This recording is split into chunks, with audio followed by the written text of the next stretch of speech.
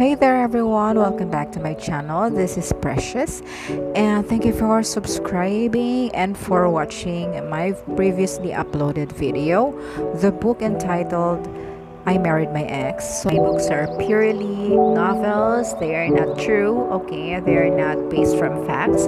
They're just considered as creation of my imagination, okay? So I hope we're just having fun here, okay? So this is now the story about robots, the humanoids.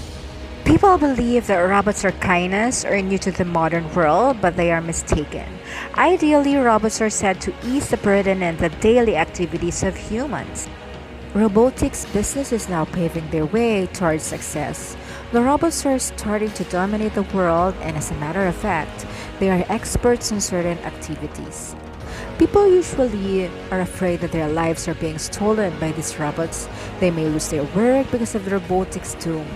Capitalism is indeed the one behind this. You need to work with a robot and you need to go with the flow working with a machine. You need not compete with the robots because you and the robots are two different things. You are human capable of understanding everyone and have a heart to love. On the other hand, the robots do not have feelings. They just work as instructed and as pushed by the one handling or controlling them. The moment that the humanoids came to our planet, every piece of hope was gone. A sudden change that no one expected to come. But Sarah and Grace know what to do, yet they are both afraid. Looking for a place to hide wasn't easy. Running for their lives, reaching out to people who needed the help. Their mind was preoccupied with what was going on. They have taken a ride into a van, drove miles away from the crash landing of space invaders to save their lives. Enough blood has been spilled. Mankind thought humanoids would usher in the possibility of the future and prosperity of all mankind. This overly optimistic notion was destroyed. Our efforts, the humanoids which we created, are now our enemies. Just what happened to the glimpse of prosperity? The nature that has always been green and blue has turned gray and black. The devastation led humans to end up in tight situations. Children with shimmering eyes were no longer seen. Every human being was filled in fear. I wonder, will I still be alive tomorrow? Living the thought of not breathing for tomorrow has killed more dreams than the future. Historically, humanoid robots are thought of as robots that are structurally similar to human beings. People assume that they must be functioning the same way or even more than a human can do. With human greed to capitalize on the peak of technology, power-hungry and technologically advanced, militaristic organizations, the creations of intelligent humanity turned against and eventually put them in shackles and terror. Sheikh has the initiative to define robots. It means forced labor. Out of their will, robots were said to be pushed even beyond their limits. They are forced to do hard labor and they cannot do anything to contradict it. The key is given to the person who owns the robot. It does not get tired. Once done with this task, the battery drains off. The owner will just have to charge it, and once fully charged, the work goes on again. Looking at the sky, amazed by the beauty of the stars, believing that we are the only alive people on planet Earth. The story started in a coffee restaurant. Sarah ordered 2 cappuccinos for her and her best friend Grace. It was already a year after they decided to go back to Earth after being in a spaceship as spaceship workers for more than a decade. Started sipping the coffee and reminiscing their memories in the space. Do you miss being in the space? Sarah said, "Sort of, but I don't want to go back to that place again. I couldn't even afford living my family again," said Grace. "Yeah, although being in space is an extraordinary experience, longing for a family's hug is something we can't afford," said Sarah. As they drink their coffee and enjoy each other's company, Sarah notices something. "Today's a weird day, huh? Everyone is running in the same direction," said Sarah as both of them look outside the coffee shop. "I think there's something in the north that no one has ever seen before," Grace answered. "Should we go?" Sarah asked. "Can't we just enjoy our coffee for the moment, Sarah? We have seen a lot of unexpected creatures before after being in space for several years. I guess there's nothing that could surprise us anymore," said Grace as she took another sip of her coffee. After they finished their coffee, Sarah and Grace went outside the shop. The moment Grace opened the door is when she saw a flying object above. The flying object dropped several missiles, which caused the buildings 2 blocks away from the coffee shop to explode. Some people ran away, while others started murmuring. After a few minutes of the explosion, more terrible things happened. Helicopters are falling, cars are crushing, and buildings suddenly explode. Sarah and Grace started to run. The sunny weather turned into a dark and terrifying one. Sarah, we need to get out of here. We should move out now, said Grace as she put out her gun. There's nothing we can do. Humanoids are now here. They will do everything to take our planet, said Sarah with a hopeless tone. No, Sarah, humanoids have no place on Earth. Hurry, we need to do something, said Grace. Humanoids, a robot with a human-like body, started capturing anyone who ran towards their position. Humans don't have any chance to escape as humanoids are equipped with advanced armors and accessories. After several minutes, all of the people are gathered in one place surrounded by humanoids. They are terrified with what is happening to them right now. Despite being surrounded by robots, Sarah and Grace did not give up. They managed to escape from the humanoids. With Grace's gun, she started shooting at the robots simultaneously until they finally escaped. They run until they reach a basement, which they think could protect them against the humanoids, but they were wrong. One humanoid followed them. Although both of them are tired and panting aggressively, they managed to minimize the noise. This caused the humanoids to leave their place.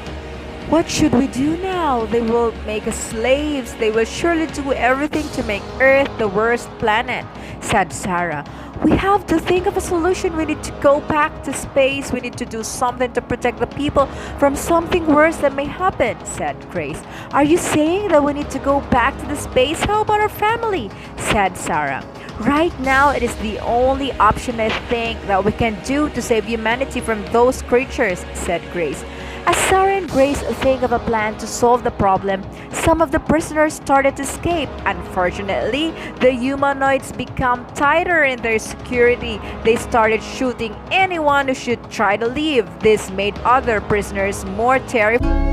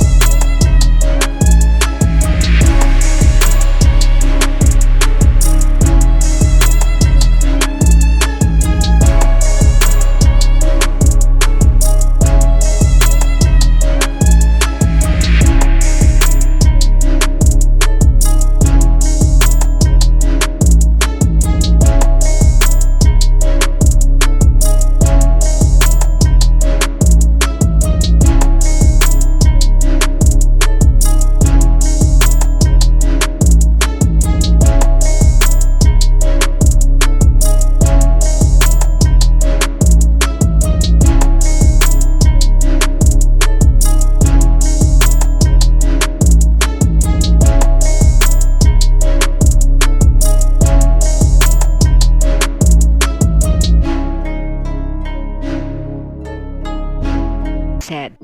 The night was quiet, mildly breezy and calming, but Sarah can't help herself not to worry, standing at the terrace of the headquarters looking so far in the black starry sky. Hearing the whispering whistles of the insects lying upon the grassy garden outside, Sarah's mind is running and couldn't stop thinking about the consequences of her decisions. "What is bothering you?" Grace said. "Do you think we can do this?" Sarah asked. "There could possibly be problems, but I am sure that we can do it," Grace said. "How sure are you that we can?" Sarah asked. "We have on our side the humanoids that is equivalent to a computer system, the scientists that are intelligent enough to find the cure, the very good cruise ship that have been taken off the space many times, and most importantly, a beautiful and great leader like you, Sarah, who doesn't even know that you are one." Sarah replied with a cheering smile on her face. "Could you stop teasing me? You are really good at making me believe that I am way better than the other." Sarah replied with a smile. "Why, do you think I am joking? You are indeed a great leader. You just have to believe in yourself," Grace replied. "Anyway, let's just call this a tiring day. Good night, Grace," Sarah added. "Good night, sweet dreams," Grace replied. "Sarah, what do we do now? We can't fight back all humanoids with this piece of gun," Grace said. Sarah did not answer. Instead, she let Grace calm down. "Here, take some water to calm you down. I'll check the gateways if there's possible entry for the humanoids," Sarah said. Sarah immediately roamed around the basement looking for food supplies, medical kits, radio, battery, and put some wood covers in the window, gate, and even doors to secure their safety. While Grace was still panting, she heard a loud sound of a falling object towards her. She instantly held her gun. "Who is it there? Sarah, are you there?" Grace was frightened.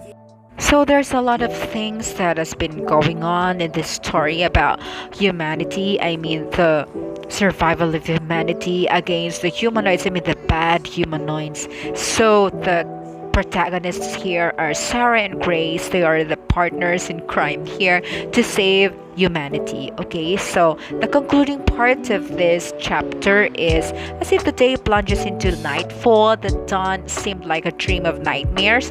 It is the greatest fight of humanity, the biggest battle against life, where the impossible becomes possible, where lights turn into darkness slowly at the end of the day. But Sarah and Grace are the warriors who keep on fighting in the middle of the battlefield, unknowingly of their fate. Humans are created to be humans, not humanoids. Humans are created to rule the world, not be slaves. Okay, so there are developing robots which can be used by us in our own homes. This robot is just like a CCTV that watches us from the top of our house. So you are going to find every task easy because of the friendly help from this machine.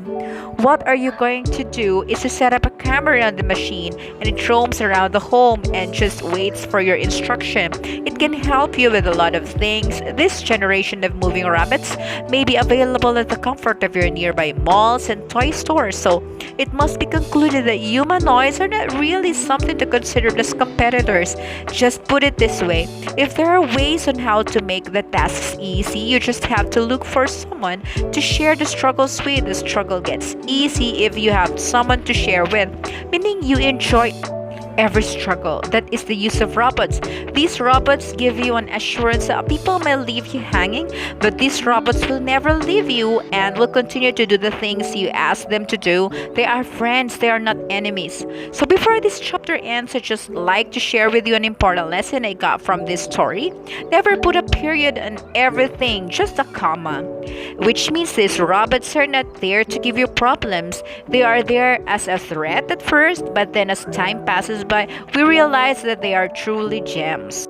So that ends our video for today. That is a short story about robots are humanoids, their mission on Earth, and it is just the chapter 1. So I hope you can be able to view.